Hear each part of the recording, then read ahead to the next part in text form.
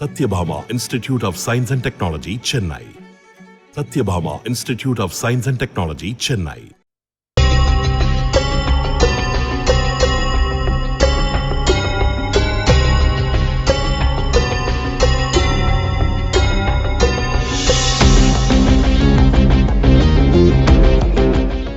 மதுரையில் 11 வயது வளர்ப்பு மகளை பாலியல் வன்கொடுமை செய்து கொலை செய்த விவகாரத்தில் ராணுவ வீரர் மனைவியுடன் கைது செய்யப்பட்டுள்ளார்.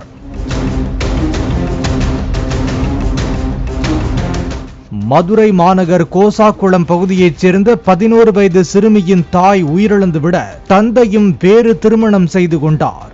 சிறுமியும் அவரது அண்ணனும் வளர்ப்பு பெற்றோரான பெரியம்மா பெரியப்பா ஆகியோரின் பராமரிப்பில் இருந்து வந்துள்ளனர்.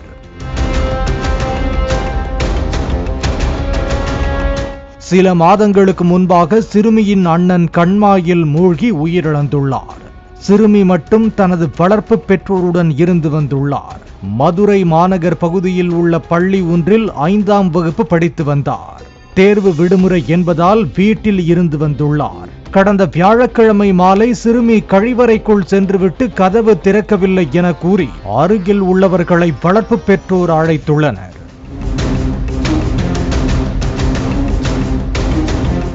பின்னர் பெற்றோர்களே கதவை உடைத்து சிறுமியை தூக்கிக் கொண்டு மதுரை அரசு மருத்துவமனையில் அனுமதித்துள்ளனர்.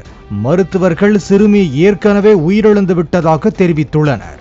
இதையடுத்து நடந்த உடற்கூறு ஆய்வில் சிறுமி பாலியல் வன்கொடுமை செய்யப்பட்டிருப்பது கண்டுபிடிக்கப்பட்டது.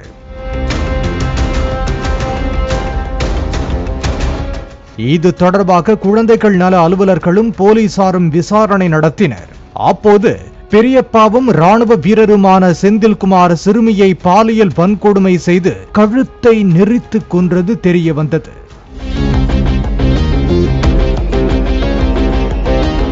பின்னர் அருகில் உள்ளவர்களை அழைத்து கதவை உடைத்து சிறுமியை மீட்பது போல நாடகமாடியதும் தெரிய வந்தது.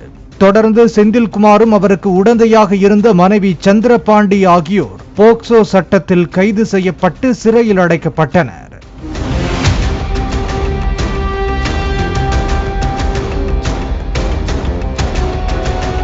கடந்த 25 ஆண்டு காலமாக செந்தில்குமார் ராணுவத்தில் சுபைதாராக பணியாற்றுகிறார்.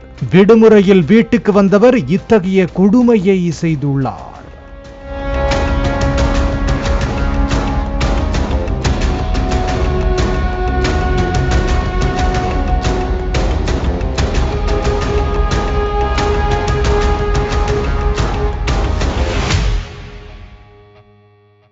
Satyabhama Institute of Science and Technology, Chennai.